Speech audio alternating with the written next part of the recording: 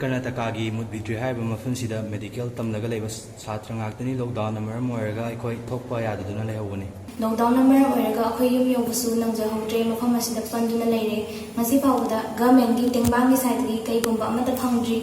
अदो अखोयना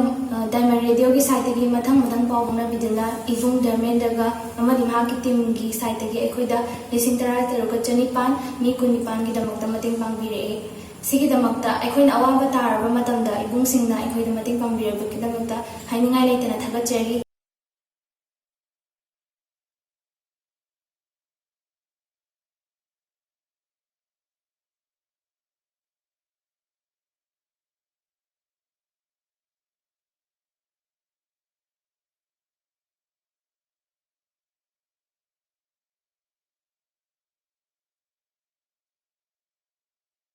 April ni tang kunipal isingani punda All Manipur United Clubs Organization amukona akoi gi jingsau mapitel long haiba organization si khusum nazaraga Kamjong district ki Bungyari Assembly constituency ki manung chana leiba tangpul phul mapalda amukona ngamjaba chengi mating pang bachachuri amukona chengi mating pingjeruba phul mapal singadu kunja singna koi gi khulak pasinga loilena amukoda makoi gi khulda hangba hauba mana masing bahi marung ke ama khodo dobiraki hairiba tangpul phul mapal laduna khod amukoda khodo dobiraki ba ko chai singado ngasi amukona ko office bakda hairiba tangpul phul singadugi khulakpa aniyama amadi jingsau mapidel longi akoi chairman oibiriba oja ahal siga yauna punna akoi da ngasi akoi miyamda hairiba mahi marung mana masdo amuk ya thokjabane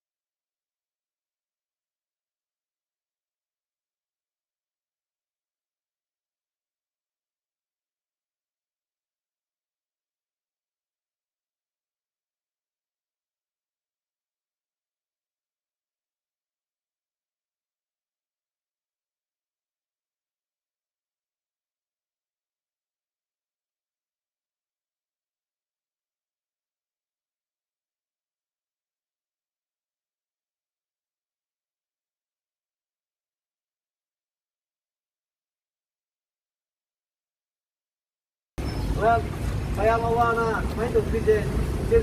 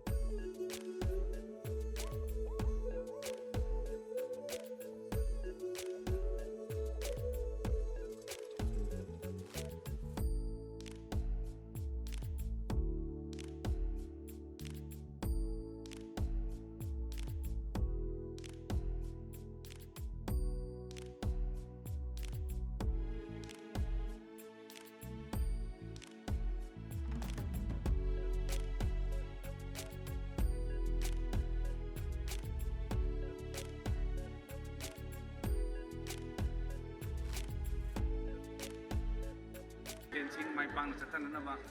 ai volunteer club tara ka tare na punjal laga kunmang iri bung bazaar hai ba mum sidai koi ka chata jari praja jing se pot leiba lakpa jing koi mark shaw na pot leiba mati yon ba koi volunteer jing na kan na thing na hona jari mum jing sidai koi hand sanitizer mask koi ngam pa jing koi ye thokuna social distancing to ondona pot leiba yon pa jing da yam na marik tum na hai laina si tor pot ki thing na ba koi kan hona jari maram sina koi damdam sida leminari ba club organization sing na hari ba kungthang si chap man na lokot minaraga koi amat koi na punjal lakanda ai ba laina si koi kan ba ngamgani ngakko ngamgani ai bi yang thon dai pun appeal to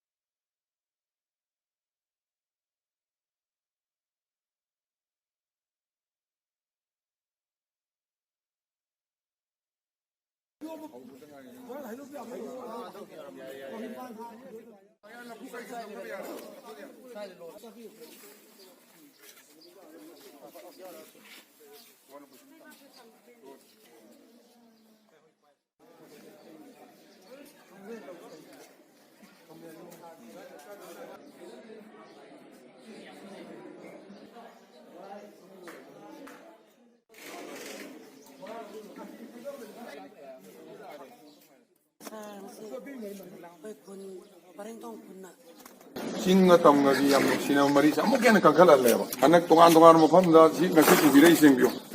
tam na leba mayam cha ba ta ko mana masing thang maroi ha bi pore si mafam si kaktana te tongan mafam jaga kaya da i kendra so kendra ta atopa kendra hyanglam sugunu tongan jaga so mayam porotna akoi keno to biri akoi saiti so akoi ngamjawa alu gra cheng gra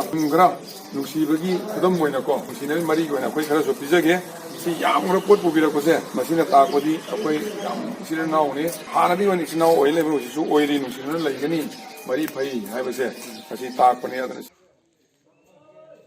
vale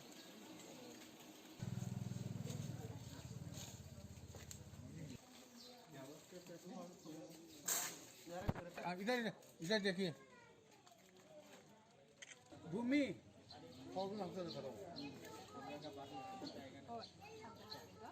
relief camp असी अखोई नहान तांग कुनगा Taret लोइजग्रे अदुगा मतुंगदा अखोइना relief camp सिदगी अखोइना पुचेल चावरबा लेकाई सिगी अहलमन म्यामना तोबिरपा अखोइगी donation अदुना अखोइगी जुमनाइन club को खुसनरगा अहलमन सिंजरगा लेतलायर सिंग अमदी अखोइगी disable person सिंग अदगी अखोइगी below property line दा लेइबा अखोइ इसिनाउ सिंग ma'am सि अखोइना पोत येनथोकपगी pollen programme खक सिंजबनी मसि pollen सिदा नतना अखोइना जुमनाइन club की through दगी अखोइना message ma'am दा प्रजा म्याम दा मेसेज अम खक अखोइना पिजरी मदुदी अखोइगी खुचा हामबगी हैनबी प्लस अखोइगी मार्क्स उपगी हैनबी से मसि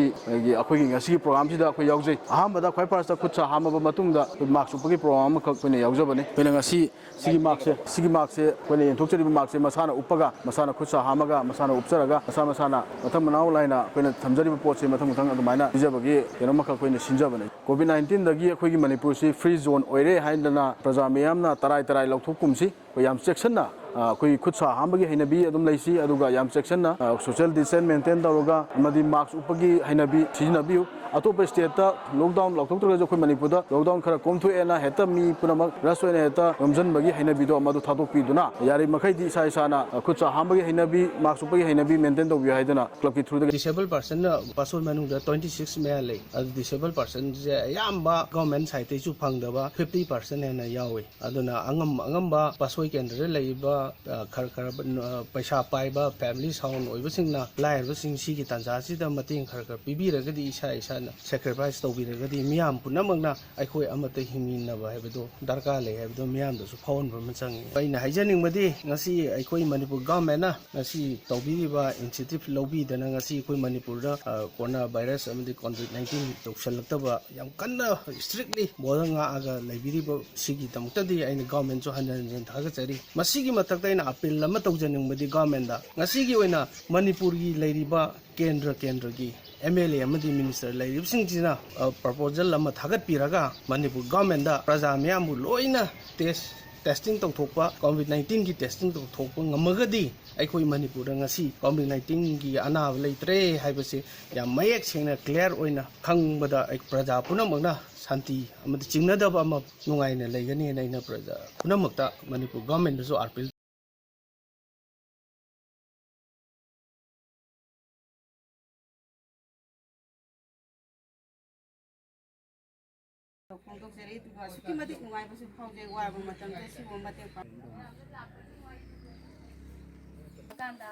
हंदक लॉकडाउन मरम ओइराकांदा पांदोमदा ngasi अखोई ओलंदो मैराकाई अमता ओइना ngasi अखोइना पुजराइबा पोसिदा या अंदोगी ओइना खनराकांदा अखोइना लाक्चैबा पोसिसु अखोई नाथोकमिननबा अखोई कना होटनमिनसी लॉकडाउन तौबिदुना अखोई तांग फिरान चिकतना थबक खुदिंगमक्ता संसिदा अपेनबसु ओबिरो अदुगा कोरोना वायरस असे